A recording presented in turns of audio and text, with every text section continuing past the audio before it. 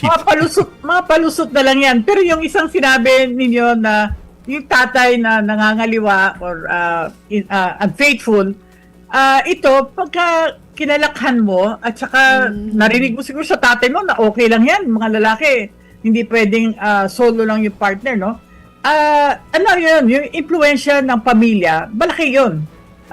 Nahahawa. May mga family members, mga anak or mga pamangkin na ang pananaw, okay lang yun kasi sabi ni tatay or sabi ni lolo or ginawa nila yun. So, okay lang, no? So, that is one, yung influence doon. Meron yung personality na, especially yung mga emotionally, yung mga immature pa, nahihirapan sila to be faithful. Kasi kung minsan kailangan nila ng affirmation from other people, kulang yung isa. Kailangan maramihan yan.